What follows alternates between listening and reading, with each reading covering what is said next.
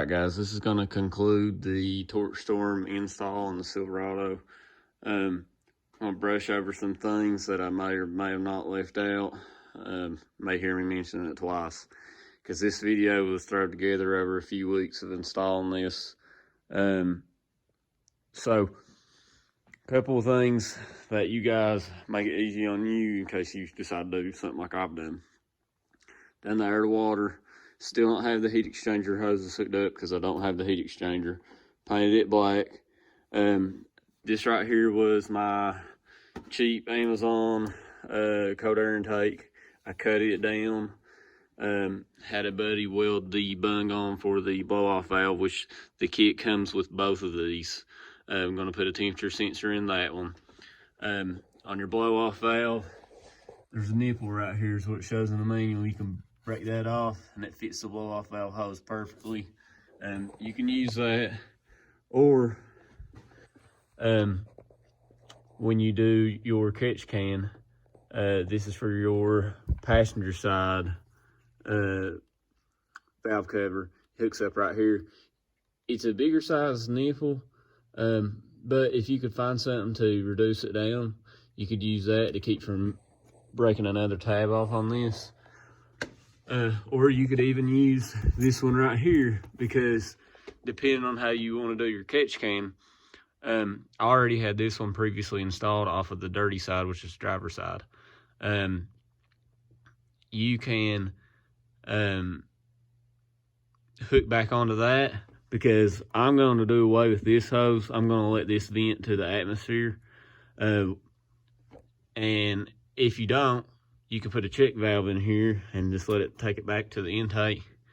Either way, you've got to find somewhere to hook on for vacuum on this and for your boost gauge if you're going to hook one up. So I'm going to use one of these bigger taps for the boost gauge. I got all this put back together. The belt is kind of tight in there, all that. It's tough to work with, but you'll get it on. I got some caps. If you don't decide to hook all that back up, eBay or Advance has caps, rubber caps that slide right over that. I can't find them, or I would show them to you.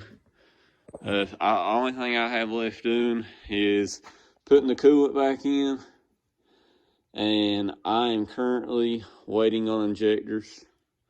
I need injectors and a fuel pump and probably a bigger fuel line.